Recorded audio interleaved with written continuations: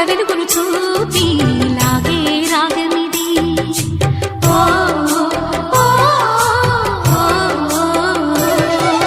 నీలో మమతల మధుని చూసి నాలో తరగని తహతహ దూకి నీకై తరగల పరుగులు తీసి చేరే వేగమిది.